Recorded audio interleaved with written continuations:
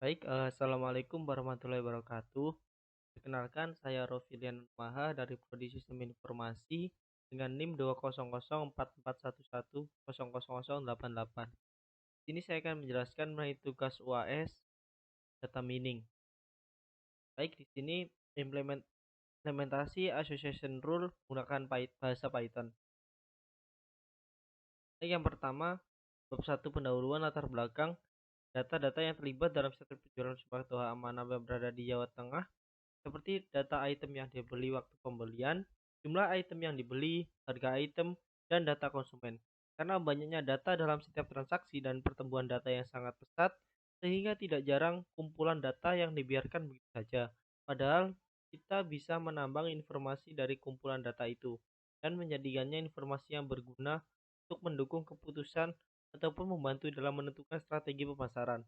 Berlatar belakang pada permasalahan di atas, penulis melakukan analisa data dengan menggunakan teknik market basket analysis atau sering juga disebut association rule. Dengan adanya teknik ini, kita dapat mengidentifikasi hubungan antar item dan kita juga dapat menentukan item mana yang paling sering dibeli sekaligus item mana saja yang sering dibeli secara bersamaan. Kemudian untuk bab 2 dasar teori. Data mining. Data mining adalah proses pengumpulan dan pengolahan data yang bertujuan untuk mengekstrak informasi penting pada data. Proses pengumpulan dan ekstraksi informasi tersebut dapat dilakukan menggunakan perangkat lunak dengan bantuan perhitungan statistika, matematika, ataupun teknologi artificial intelligence. Data mining disebut juga knowledge discovery in database atau KDD. Tujuan data mining. Tujuan data mining dilakukan untuk memenuhi beberapa tujuan tertentu. Berikut ini adalah tujuan-tujuan dari data mining. 1. Sebagai sarana menjelaskan explanatory. 2. Sebagai sarana konfirmasi. 3. Sebagai sarana eksplorasi. Metode data mining. Secara umum, terdapat beberapa metode yang digunakan untuk melakukan data mining. Berikut adalah metodenya. Yang pertama adalah association. Teknik yang pertama adalah association. Association adalah metode berbasis aturan yang digunakan untuk menemukan asosiasi dan hubungan variabel dalam satu set data. Biasanya analisis ini terdiri dari pernyataan if atau then. Kemudian ada classification. Classification adalah metode yang paling umum digunakan dalam data mining. Classification adalah tindakan untuk memprediksi kelas suatu objek. Kemudian ada regression. Regression adalah teknik yang menjelaskan variabel dependen melalui proses analisa variabel independen. Sebagai contoh, prediksi penjualan suatu produk berdasarkan korelasi antara harga produk dengan tingkat pendapatan rata-rata pelanggan. Kemudian ada clustering. Clustering digunakan dalam membagi kumpulan data menjadi beberapa kelompok berdasarkan kemiripan atribut yang dimiliki. Contoh kasusnya adalah customer segmentation. Ia membagi pelanggan ke dalam beberapa grup berdasarkan tingkat kemiripannya.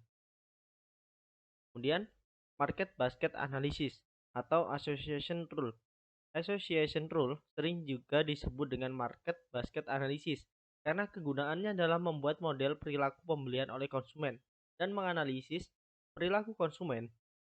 Association rule adalah suatu prosedur dalam analisis keranjang pasar untuk menemukan aturan asosiasi yang memenuhi syarat minimum untuk support dan confidence, Analisis asosiasi atau association rule mining adalah teknik data mining untuk menemukan aturan asosiatif antara suatu kombinasi item. Algoritma aturan asosiasi akan melakukan data latihan sesuai dengan pengertian data mining untuk menghasilkan pengetahuan. Kemudian ada algoritma a priori. Algoritma a priori adalah algoritma analisis keranjang pasar yang digunakan untuk menghasilkan aturan asosiasi dengan pola if-then.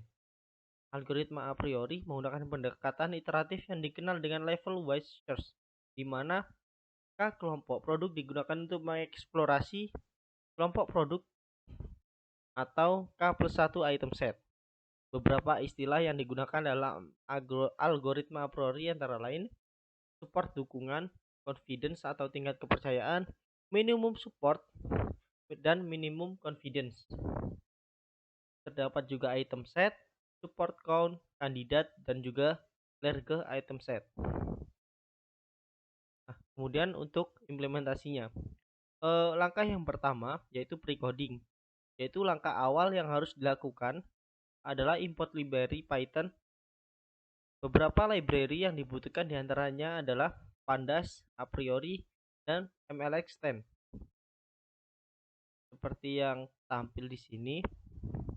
Kemudian yang kedua adalah data collection.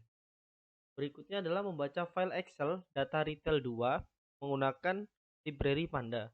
Berikut input serta output dari proses yang ada pada data collection. Kali ini beserta keterangan variabel dari dataset dari retail 2, yaitu import dataset.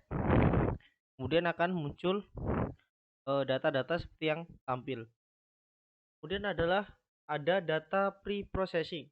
Data pre-processing merupakan proses mengubah data mentah atau biasa dikenal dengan raw data yang dikumpulkan dari berbagai sumber menjadi informasi yang lebih bersih dan bisa digunakan untuk pengolahan selanjutnya. Dalam proses data pre-processing, terdapat istilah data cleansing dan data transformation.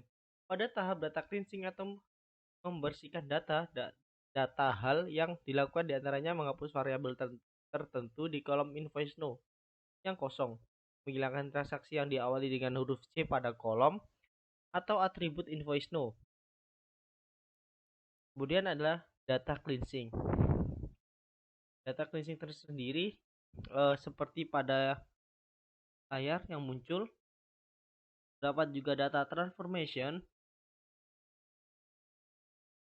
Kemudian dapat data mining atau dapat dikenal dengan istilah data exploration yang merupakan proses mencari pola atau informasi menarik dalam data yang terpilih dengan menggunakan teknik atau metode tertentu. Teknik, metode, atau algoritma dalam data mining sangat bervariasi. Pemilihan metode atau algoritma yang tepat sangat bergantung pada tujuan dan proses data mining secara keseluruhan. Pada tahap ini, kita dapat membuat variabel di mana terdiri dari beberapa barang yang sering terbeli atau ada pada transaksi menggunakan perintah a priori. Dengan data yang digunakan berasal dari data frame basket set dengan minimum nilai support 0,1 atau 10%.